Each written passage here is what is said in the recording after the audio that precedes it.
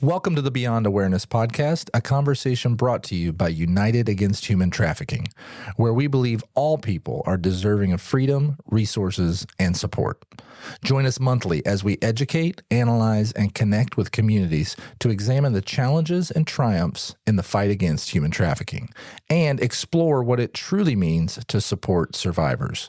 Without further ado, let's dive deeper, forever be students of one another, and unite together in the fight against human trafficking.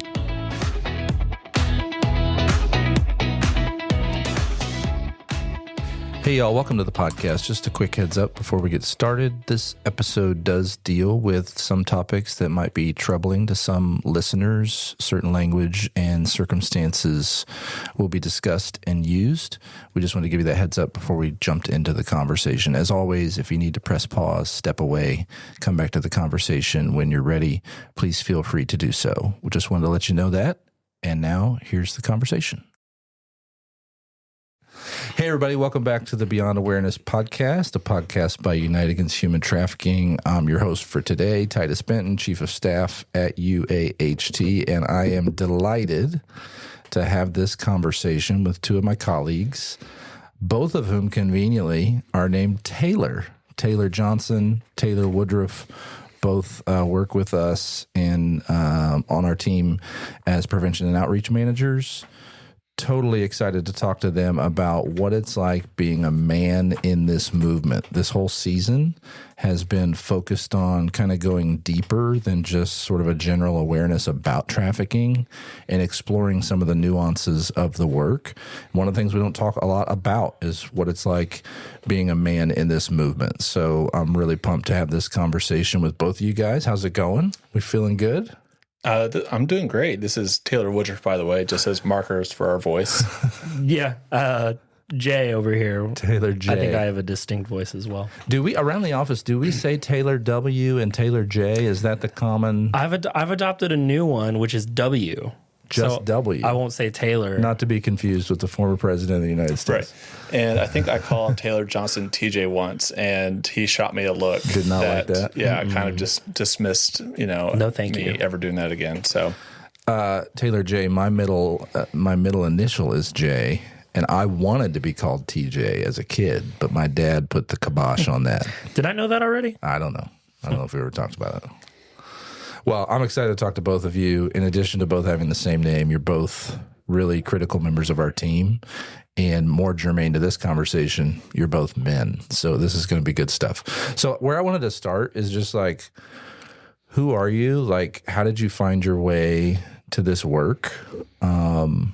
Why human trafficking? W, how about you first? oh man. Okay. So I got my degree in criminal justice knowing that I want to work in some kind of field that combated injustice, whether that was in law enforcement, whether that was as a social worker. I knew that was just something that was just in my heart. Ideally, it was going to be law enforcement. So went to school, got my bachelor's in criminal justice, and luckily I was able to get a job offer early on working along the border for an agency that combated drug trafficking.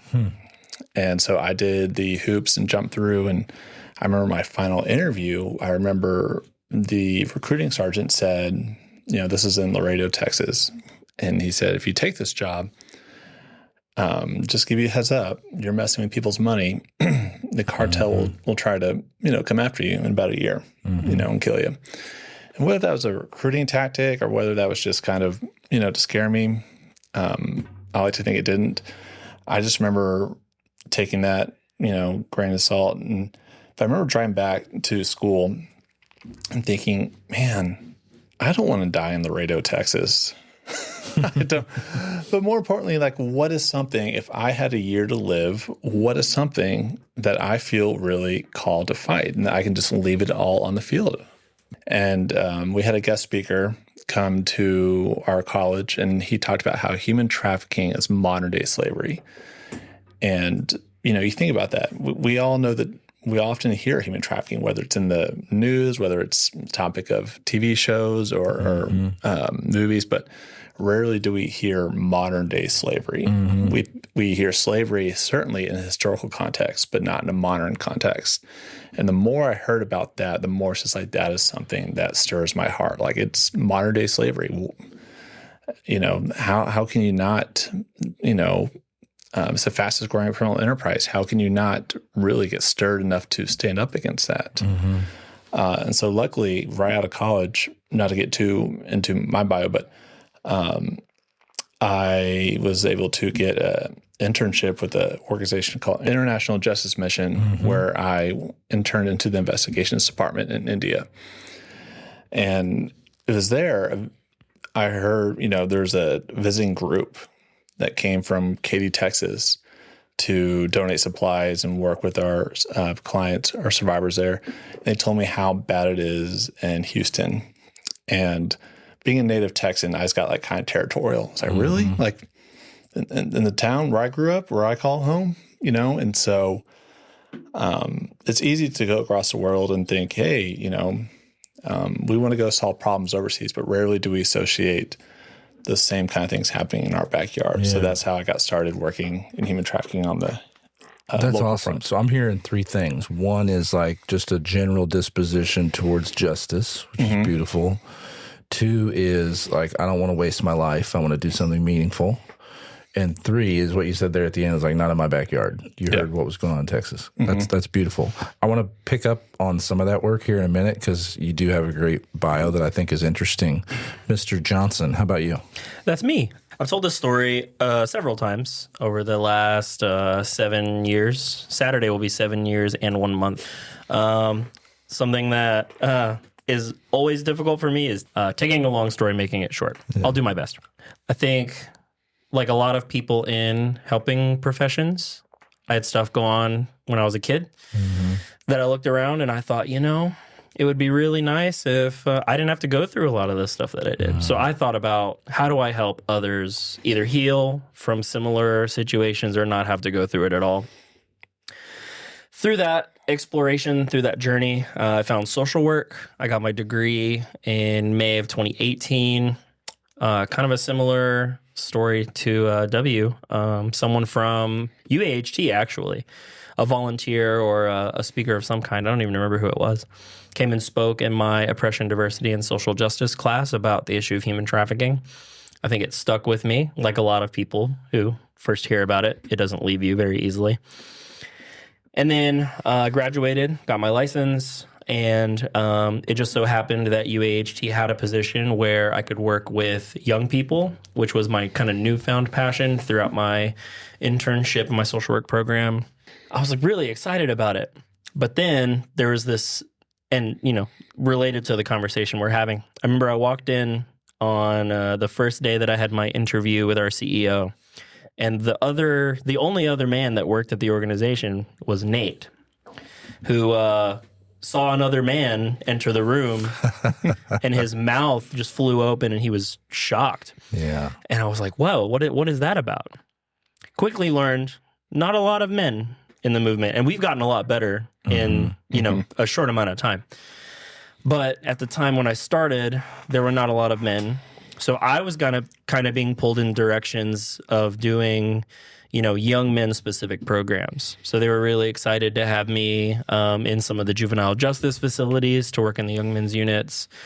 There was a high school baseball team that brought us in to talk about trauma and reaching out to people when you need help. And so as a result of all of that, I kind of looked around and thought, you know, it's really awesome working with young men doing this kind of work. How can I work with adult men? I'll leave that there for now. Yeah, we're definitely going to come back to that for sure. Yeah. So like what I love about this conversation is, you know, we've got a criminal justice degree, we've got a social work degree, I've got a theology degree. So it's like there's a lot of people who've come to this work from different backgrounds. But what I find really curious is what you keyed in on there for a second is like, over the past several years, it does seem like there are more men in the movement than before. You mentioned you were male employee number 2. Mr. Woodruff, when you were in India, if you were just to give it a percentage of the people you were working with, what was the presence of men in an international setting? So I'll say in the investigations department, it was mostly men, just because we, worked as buyers and went into some of these areas. But when it came to social work, all females. Yeah. When it came to the office staff, all females, majority. I think it kind of went back to the stereotypes. The male was accountant, but the office manager was, and the social workers and the other people that offered, we partner with to provide care for victims were women. Yeah. So, it was very, very consolidated when it came to men, but vast when it came to women recognizing the problem. If you guys were to speculate, why do you think men have had a hard time finding their way to this movement? That's a good question. I think largely the way trafficking is portrayed in the media, I think there's a lot of female representation as victims, and that is true. But 40% of all recognized human trafficking victims are male, but that's not representative in the media. If you look at the movies that come out about trafficking, it's always women who are being trafficked. So I think and this is not that this is an excuse, but I think men have a harder time to empathize with it because they don't see males as the victims. Not that that should be the only reason for them to get involved, but I think it's bound to be a factor. Yeah. And I want to talk about like the prevention work and maybe how that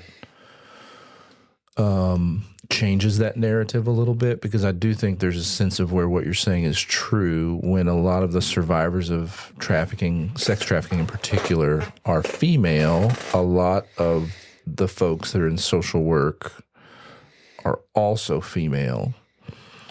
But when you start talking about prevention work and getting upstream from the problem, both of you spend a lot of time talking to young men. And Taylor, we will talk with you about adult men and buyers of sex and that whole thing. So there's a lot of things to cover here.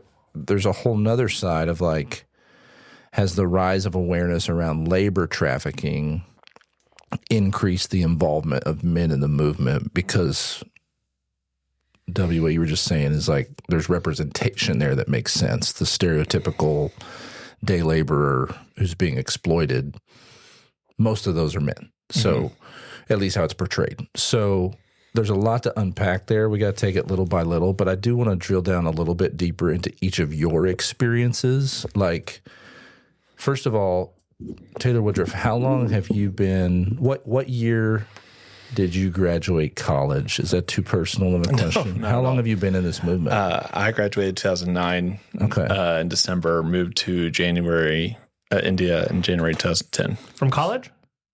It was 2009? Yeah. Okay. So you're like 16 years in at this point. Pretty much, Yeah. yes. What about you? I graduated May of 2018 from college, and I started with UHT January 28th, 2019. Beautiful. So that's 7 years. Sorry, math is hard. 7 years. I told you I had a theology degree. And I've been at UAHT for 5 years. So Has it been 5? yeah, I know, right? Wow. Okay. Coming up in March. Yeah, it'll be 5. It's astounding. So I say that to say, like, I've been here the least amount of time. I've been here 5 years, and we often joke about, nonprofit work kind of being like dog years. Like 5 years is a pretty long time to hang. But having said that, like, how have you seen the presence of men change, particularly on that social service side, in terms of involvement, emphasis, passion? Like, what has changed over the course of your time in the movement? I think first thing is just pure representation, pure number of people on what I would call the right side of the equation. That's the first thing that comes to mind for me is there's just more of us, which is, that's a huge positive. It's what I don't want to say that's like what we need, but it's obviously like extremely helpful to just have more hands and feet and mouths and ears. You know what I mean? Just doing the work. Yeah. Other thoughts? I would say also greater visibility. I'm a data nerd, so I always love looking at statistics. And I remember very early on coming back and the number of men that were arrested for buying sex was in the single digits in a given year. Mm-hmm. But the women who were arrested for prostitution was probably 20 times that number. Mm-hmm. And so I think people look at that data and like, how is it only that this small number of men have been arrested for buying sex, but yet we're arresting women who really don't have a choice, who are forced into this trade? Mm-hmm. How, what is that? So what would you say is the inflection point and when that started changing? I think people really calling for accountability in this, whether it is talking to law enforcement saying, hey, why is this happening? People who are leaders in the movement stepping up and recognizing, men being part of the problem. Sadly, toxic masculinity is not something that is covered in something that we've escaped. We talk about it after it hits. We talk about the consequences of that. Mm-hmm. And so I think the fact that we've come to see the aftermath of just the male side, the demand side, we've had to confront that, and it's called for a response in that way. We've seen the sexual aggression and the demand that men represent. And I think there's been a response that we've had to answer to as men. Mm-hmm. We have to address. Taylor Johnson, anything you need to add? I don't think so. I think I can really only speak to my own experience as far as, what got me here and what keeps me here. I think that is a sort of a product of me kind of being in my own world, more or less, for a lot of the last, we can call it 5 years. Mm-hmm. Of course, we can speak to that a little later on, but yeah. Okay, can we get real a little bit?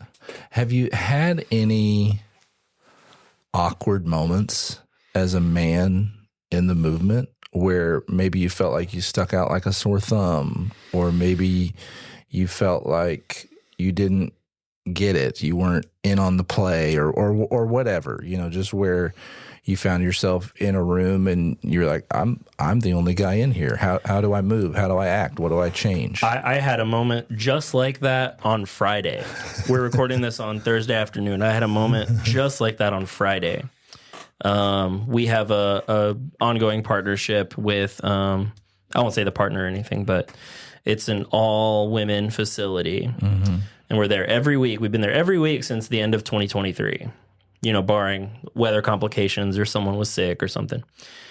And it kind of came up actually while we were doing our programming there, where, I think I said out loud, I'm the only guy here. So this really is about, what y'all's experience is. Like, even though I'm over here, quote unquote, teaching the class, my experience only gets us so far. When I think we were talking about the way that abusive relationships start and then progress and then continue to occur while they're already, kind of in motion.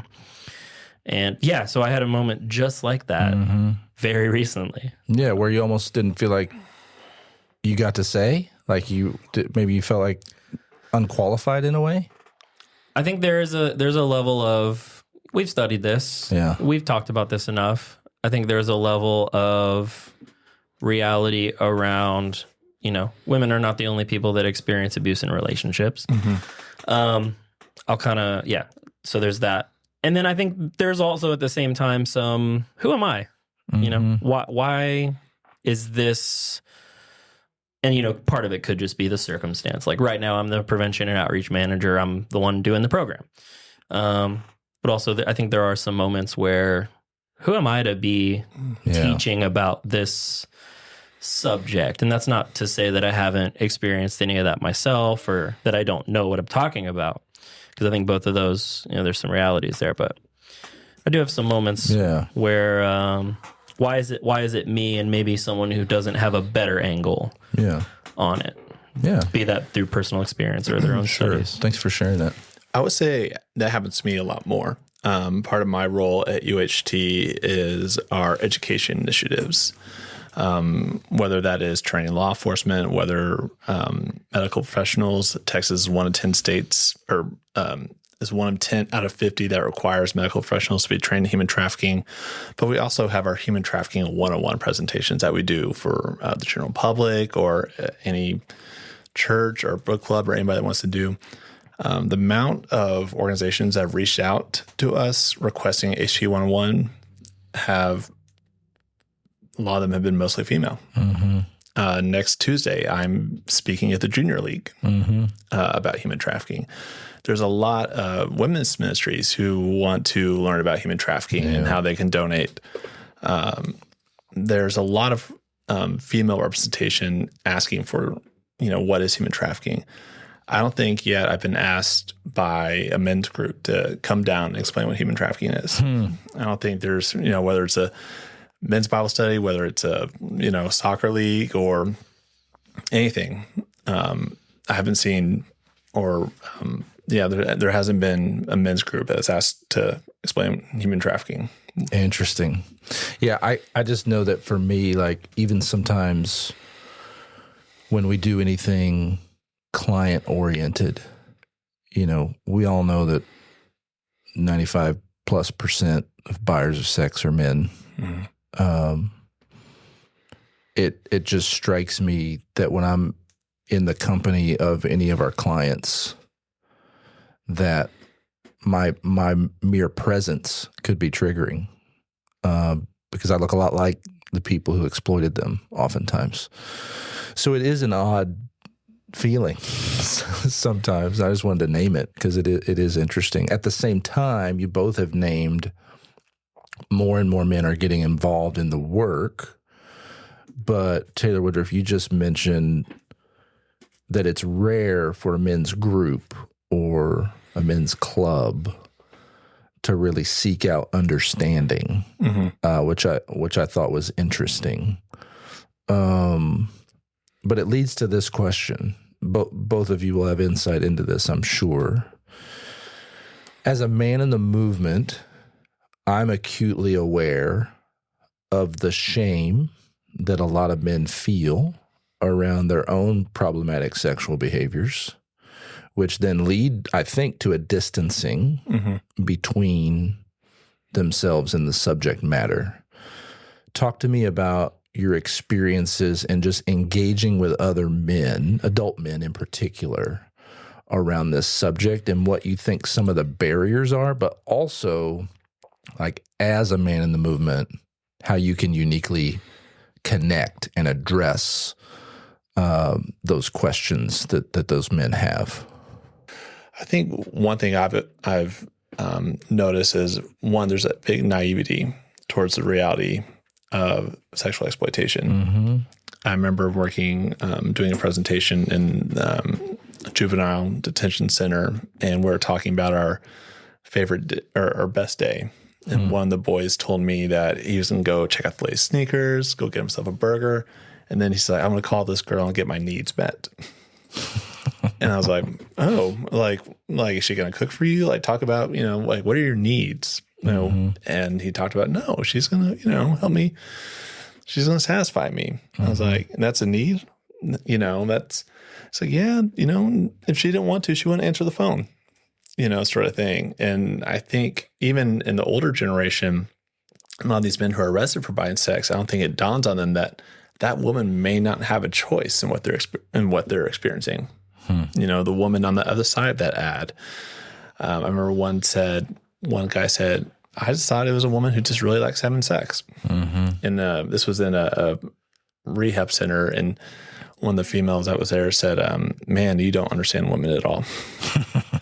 But I think there is something when it comes to men, kind of a blind ignorance to it, and not whether it's unwilling to take a step back, but just seeing women, say, oh, I have this need, or I have, seeing is sexual gratification. Think about how many female strip clubs outnumber male strip clubs. That starts I'm going to exchange money in return and get sexual gratification in a way. And I always go back, and not to get too off topic, but there's a piece of scripture that says, as iron sharpens iron, men sharpen men. And having accountability is a big part of that. And Taylor Johnson is a huge part in that, sharpening other men and understanding, we all grew up, there's all men in this room. And I think we could all share stories of precious what it means to be a man, but also how it is all different in some way. Yeah, great points. I think people are most likely to listen to people that are like them, which is, sometimes an unfortunate reality because, if I'm a man talking to men, trying to have men, change their attitudes and behaviors, take accountability for things that they have done that, they would even claim lives outside of their value system. I'm statistically speaking, like I'm the one that, they're more likely to hear out. I think that's one component of it, just putting myself in. I think that's why it's important that when people have privilege, that's like why people talk about privilege, is because they're going to listen to you more. I think another part of that, we all are on the internet nowadays. A lot of discourse around important topics, be it anything, politics, religion, like anything. A lot of it is very shaming. A lot of it is very black and white. A lot of it is very mean.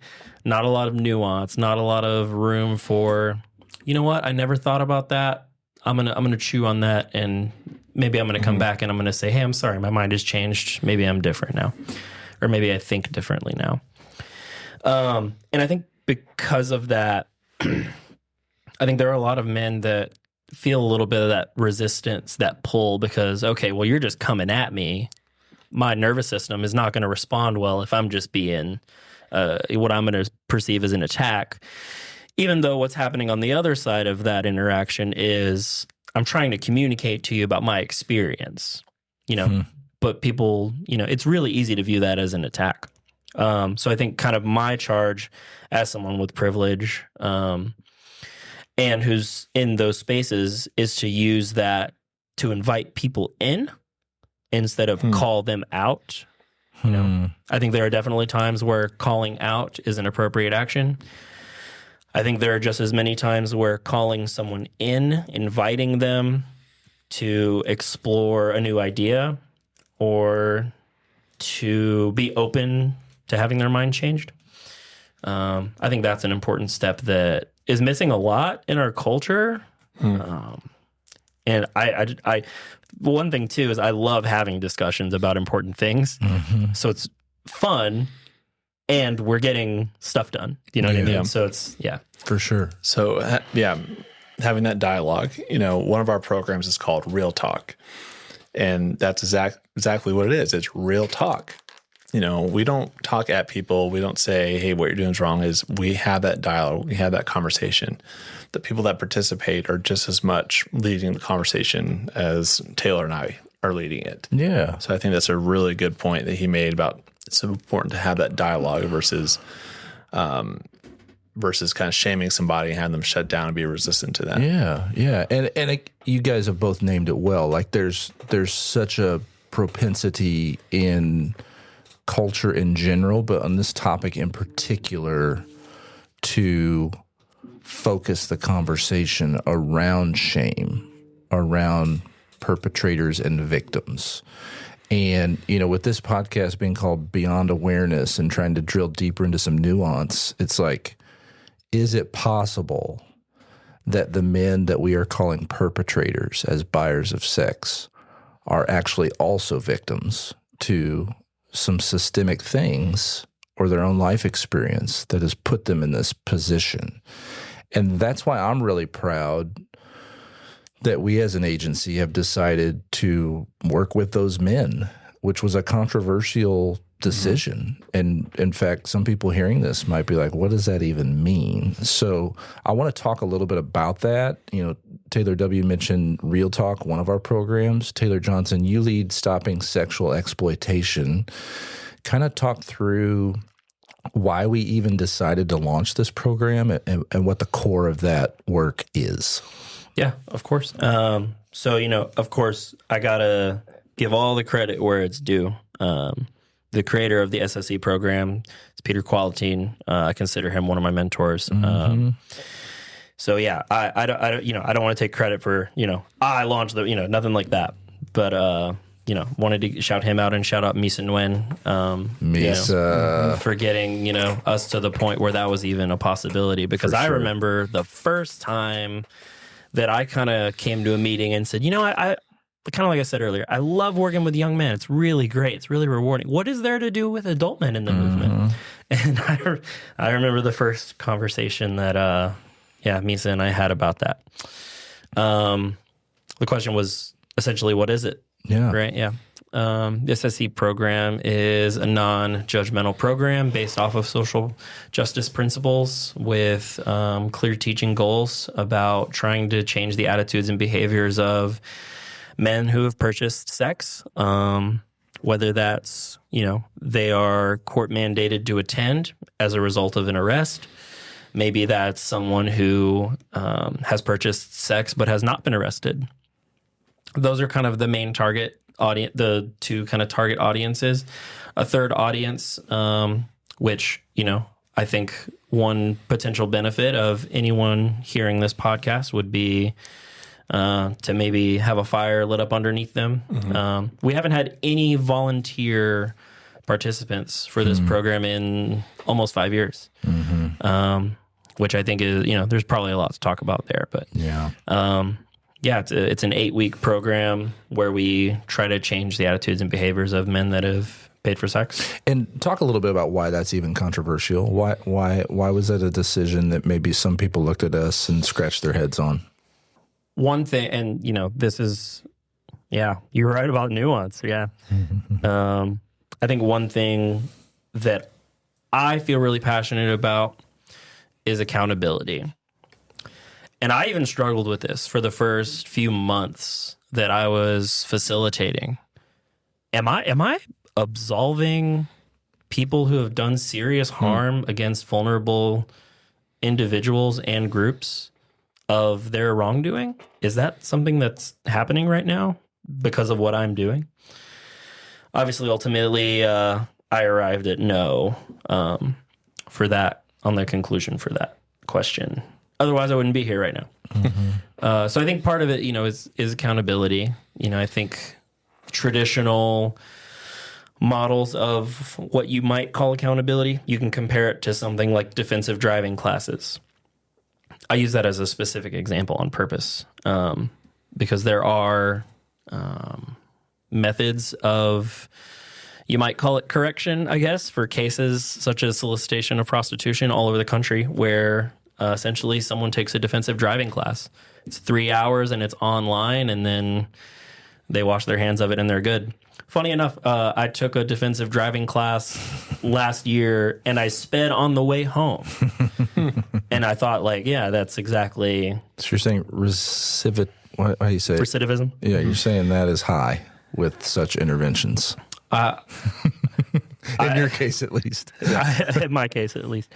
So how is SSE different from that model? I think that's the fear. Yeah. Right. I think that's the apprehension behind, or maybe the apprehension why it's so controversial, perhaps. Yeah. Because is something like that going to work? What we do is obviously different. It's process based. It takes at least 2 months of dedicated time out of someone's schedule. It is something that, the agreement that we've reached with the counties that we partner with who, will run the operations and then funnel guys to our program, is they donate to women's centers in the counties that we're partnering with. They have community service that they're doing. Our program is one that they pay to take. And the funds that we receive from those individuals go back into the organization who is doing client services, survivor work, right? So I think there's some controversy about, are we absolving someone of wrongdoing? And I think when we talk about other types of crime, we've come a long way as far as restorative justice. We have good evidence that suggests that, putting someone in just a punitive type of situation isn't always the most effective, to say the least. So, I think this is another area that we've applied that to, and I think we've seen success. So retributive justice doesn't solve problems. The little, slap on the wrist, watch this video, and you can get your felony down to a misdemeanor thing, that doesn't solve problems. So the whole model here is restorative, it's relational, it's getting down kind of not beyond the symptoms of behavior and at the root of motivation. Yeah. You did not work with us yet. No, definitely not when we launched this program. Do you remember when you heard about it, what you thought? I recognized a similar program that was going on, and I was a big fan of it. And I think one of the big things that you kind of touched on that maybe not a lot of people know is that buying sex is a felony. Texas was the first state to pass a law saying that if you purchase, buying sex is a felony. So I think, with that higher risk that is, through legislation, comes with programs like this. And, it's kind of that aha moment, wow, okay, yeah, that makes sense. And how come no one hasn't thought about that before? The number one risk factor for being exploited is social isolation. And I could almost relate that to men who perpetrate, buying sex, is that loneliness, that need for companionship, that, having nothing really comparative to is this right or wrong? If we go by what we see on the media as prostitution, like Pretty Woman, it's there's, this is what it looks like. This is a narrative.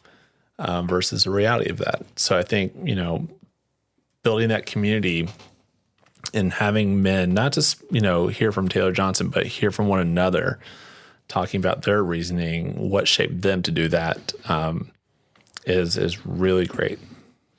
Do you guys ever fear, as men in this work, talking about it, even some of the things you each just said, that fear of sounding soft on crime, or do you ever fear that you are coming across unempathetic? Did you say unempathetic? Yeah. No, I don't feel that way at all. I think people question, I've gotten this before, why we do programming, I could say in the jails. Why do we bring programming in the jails? That's where, why are you helping those people? They're the you need to help the people that they victimize.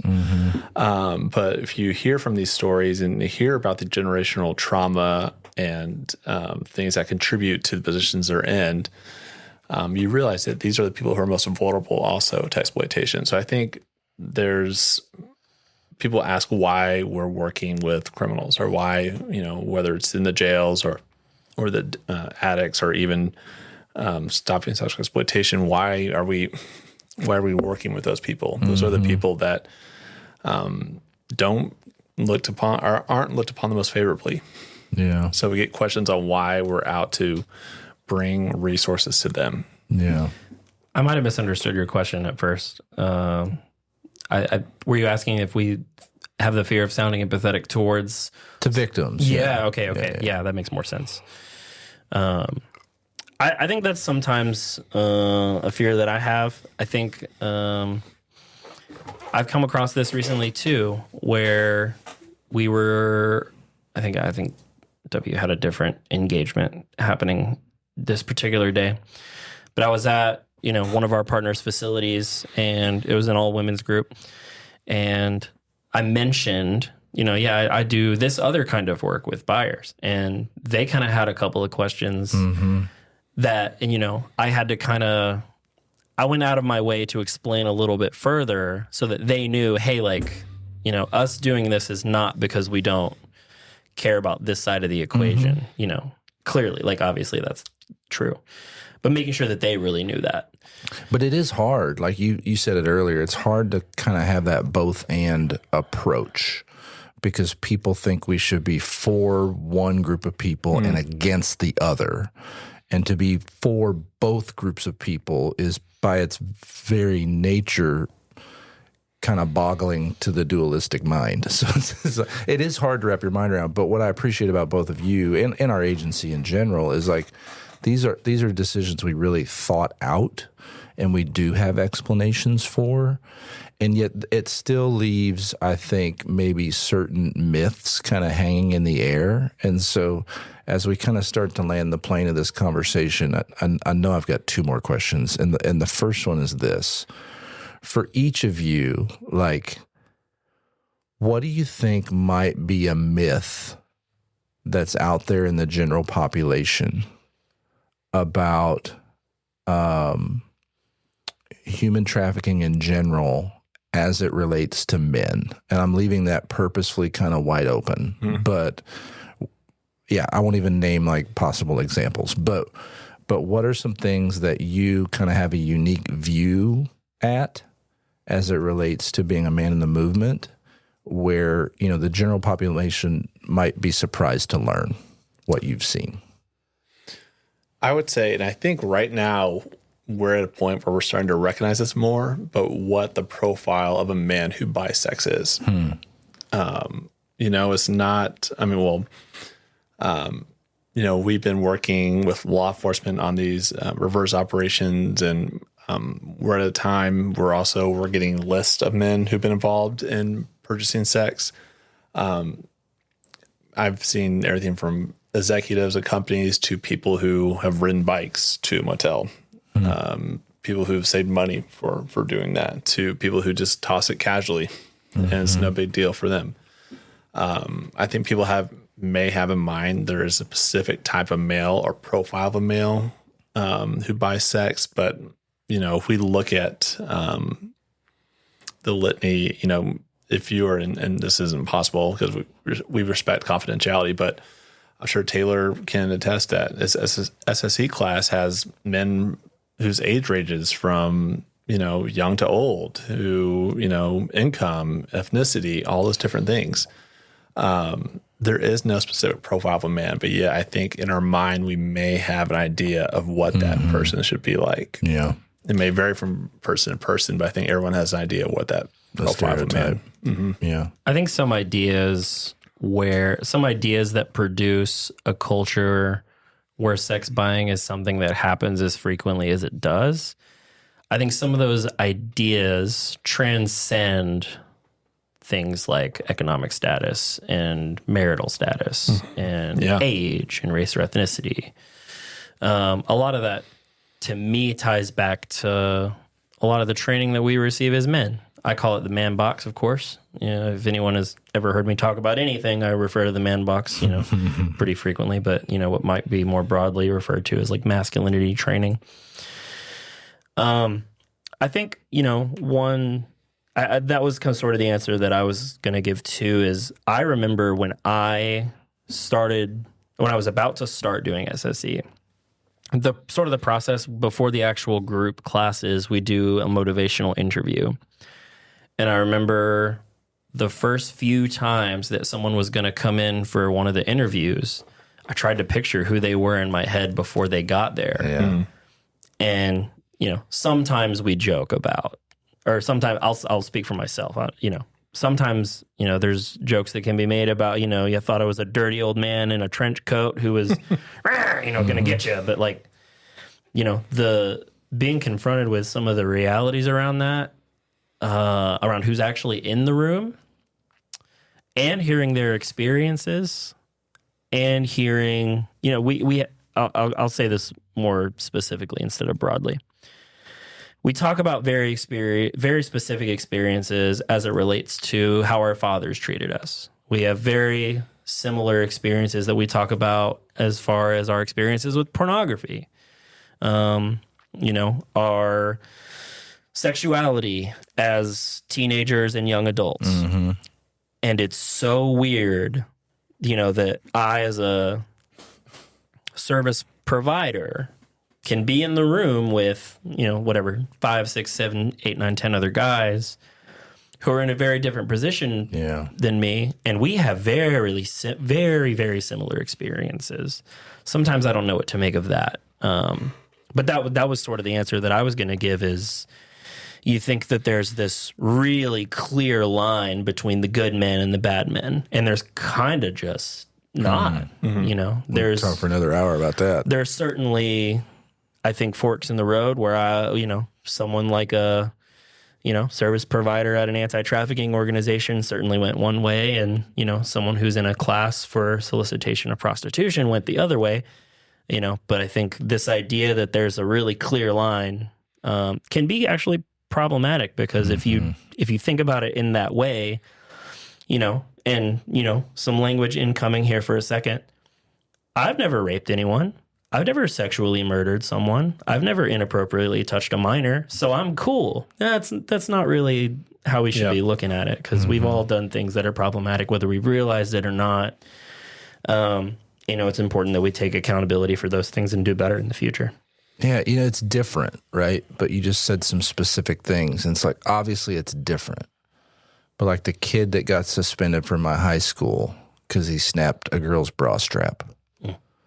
Like, the difference between that and like looking at pornography online, and the difference between that and buying sex or committing an assault. Like, they're different. I get it. However, what you're saying that I appreciate is like none of us are completely above the pale. Like there are behaviors that we all have that require introspection, evaluation, healing. And so I really appreciate kind of the nuance you provide to that. It kind of bleeds into this question, which I think is an important one, and we can only each speak to our experience. But like this work that you do, especially you two, like it's hard work. Like, how do you maintain your own equilibrium? How do you try to stay in a position where you feel whole and you're prepared to engage in this work again the next day? Oh, okay. Taylor J's gesturing towards me, so I guess that means it's a hard question to answer, but somebody's got to go first. I can speak to things. One, I think processing some of the things. It is very hard that the things that we experience. These conversations that we're having. Whether like someone like now or whether the ones that we have at work and with the clients we serve. They're hard conversations, and I think we have to it's hard to leave it at home because it's certainly heavy and it takes time to process them. So I think something that helps me is just writing about them, or not writing about them, but just like writing or talking about my day, checking in with like my family and friends, just kind of not trauma dumping, but just being at the point to where it helps me kind of process it. Yeah. And then also finding those things that fill my cup, that fill, whether it's seeing my nieces and nephew and being ridiculous with them, whether it's going for a bike ride as soon as I get off work to kind of help process that. Movement always helps, like going for a bike ride or for a run. I think caring, it helps getting out and doing something that helps process that, but also reminding yourself the things that fill your cup. Yeah. That's awesome. What about you, Taylor Johnson? I think I need to have done my work if I'm going to be the person to invite others in to do theirs, because that is very difficult to do. Even if you have someone inviting you into that space, it's really hard. And so I think for me, it's always making sure that I'm practicing integrity, that I'm living out the values that I, try to invite others to live. that's a day-to-day thing that we're always doing, because I think specifically kind of the role that I've been in for a little while now, some of it can be pretty isolating and it can be scary to venture into those waters by yourself. But I think that's something that I choose to do because there are people who don't have the ability to take a step away for a minute. Yeah. And think about, their place in all of this. They're actively in situations where someone else is making choices for them. That's the best way to say that, I guess, to put it broadly. Okay, you both are experts in this field, and before we quit, I just wanted to ask, was there anything that we have not talked about that we should have? I want to say one thing that I should have mentioned earlier, and it comes to how do you explain, why working with men is so important. Going to school, we all heard about supply and demand. Human trafficking is a criminal enterprise. Sex buying, buying sex, there's the women and men who are the supply and the people who purchase, which are the demand. That supply, sadly, is not going away anytime soon. But if we, suppress the demand, if we work on the demand part, that supply to keep up that, to continue to exploit women, to keep up with that demand, if we go after the supply, it's basic economics, we will reduce, or if we go after the demand, we will reduce the supply. Yeah. So I think that's why it's so important, to just explain why working as men and inviting men to join us in this is so important. Yep. Well said. Well said. Taylor Johnson, anything for you? There are probably 100 million things we could talk about, and we could probably sit in this room. It's currently 5:11 p.m. We could probably sit here until midnight 2 days from now and not run out of things to say, and DoorDash stuff in here so we could eat while we do it, but and not even sleep.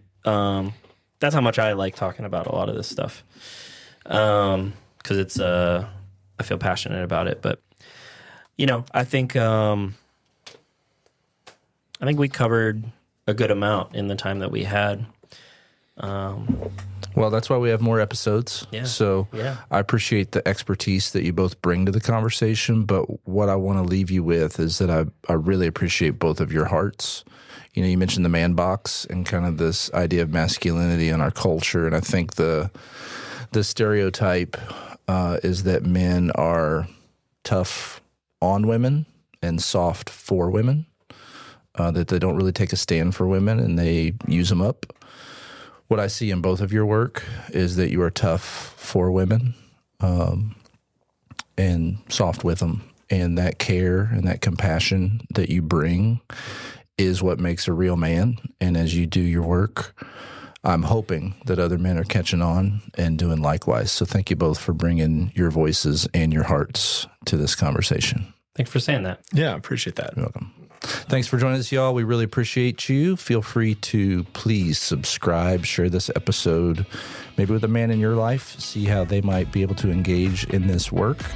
Get to know Taylor and Taylor, and we will continue to lock arms and do this work together until all are free. Thanks for joining us.